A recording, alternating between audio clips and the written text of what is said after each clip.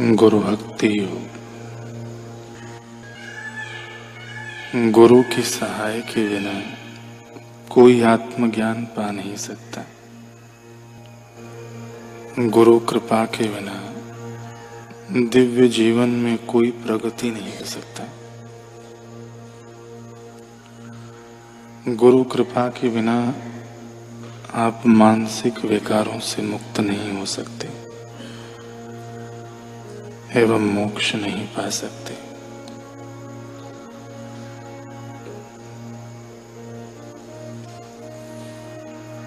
अगर आप अपने गुरु की मूर्ति का ध्यान करने की आदत नहीं डालोगे तो आत्मा का भव्य वैभव एवं सनातन ज्योति आपसे सदा के लिए अदृश्य रहेगी।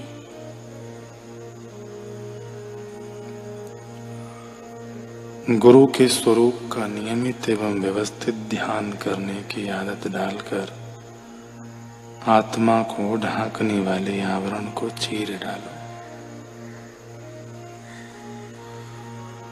गुरु के स्वरूप का ध्यान करना यह तमाम रोगों के लिए शक्तिशाली औषधि है। गुरु का ध्यान करने से अंतरात्मा के ज्ञान के एवं अन्य कई गूढ़ शक्तियां प्राप्त करने के लिए मन के द्वार खुल जाते हैं। गुरु का ध्यान करने से जीवन के तमाम दुख दूर हो जाते हैं। गुरु के स्वरूप का ध्यान करो, तभी आपको सच्ची शांति और आनंद की प्राप्ति होगी। आध्यात्मिक गुरु का ध्यान करने से बहुत ही आध्यात्मिक शक्ति, शांति, नया जोश और नया बल मिलता है। पवित्र गुरु का ध्यान करने से शुद्ध शक्तिशाली विचारों का विकास होता है।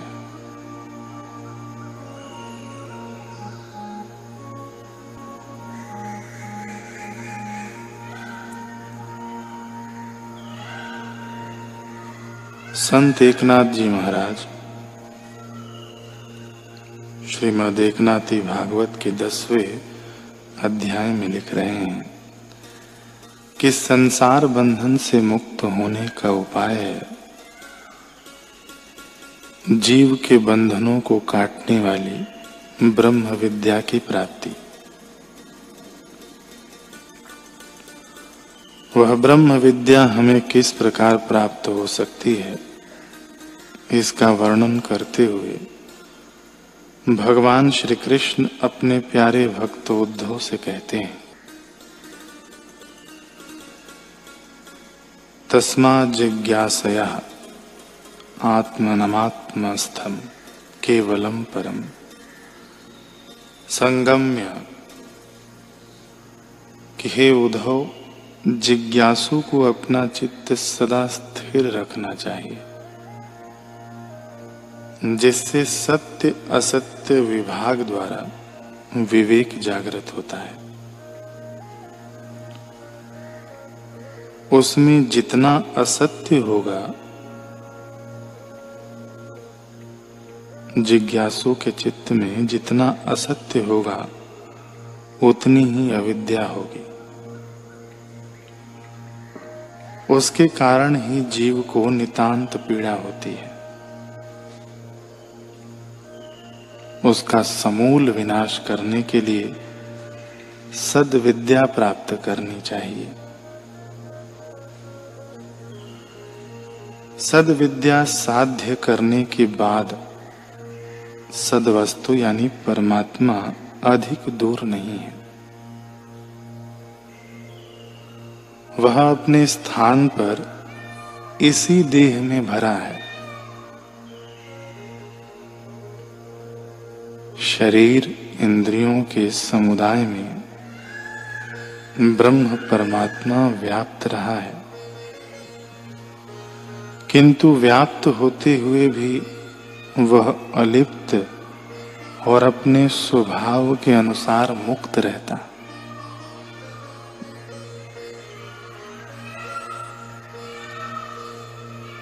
सद्विद्या को साध कर आत्मानुसंधान करके साधक को दोनों देहों का निराकरण कर लेना चाहिए।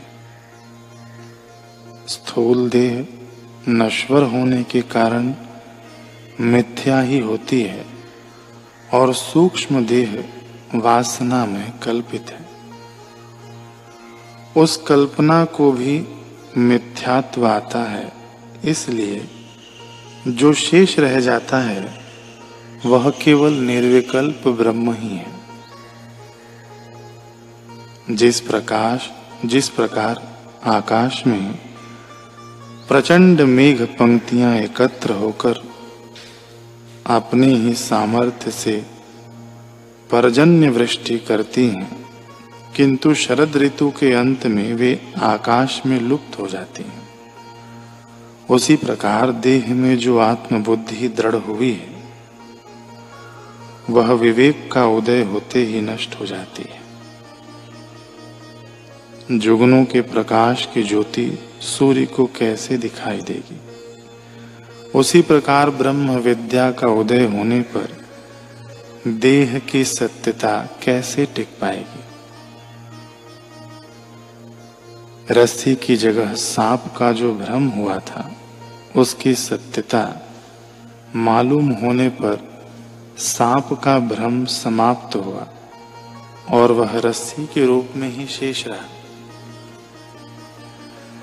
विवेक के निर्णय के अनुसार जैसे सांप का भास उड़ जाता है, उसी प्रकार ब्रह्म के सत्यत्व के सामने देह का सत्यत्व शेष नहीं रहता।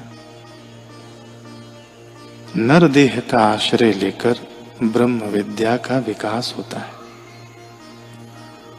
उसका जन्म स्थान देह है, उसी का निर्मूलन वह कैसे करेगी। हे उद्धव, इस प्रकार की शंका शायद तुम्हारे मन में आएगी, तो उसके समाधान के लिए तुम्हें अग्नि की उत्पत्ति का दृष्टांत सुनाता हूं। दो लकड़ियों को एक दूसरे पर रगड़कर अग्नि उत्पन्न की जाए तो वह उन लकड़ियों को ही जला देती है और अग्नि के रूप में प्रज्वलित होती है। उसी प्रकार हे उद्धव, ब्रह्म विद्या गुरु शिष्य के संवाद रूपी मंथन से उत्पन्न होती है। गुरु का उपदेश मथनी है और गुरु शिष्य का संवाद मंथन क्रिया है। इस मंथन से ज्ञान अग्नि उत्पन्न होती है। अपने परम हित के लिए जागृत रहकर गुरु वचन पर विश्वास रख के लगातार मंथन करते रहना चाहिए।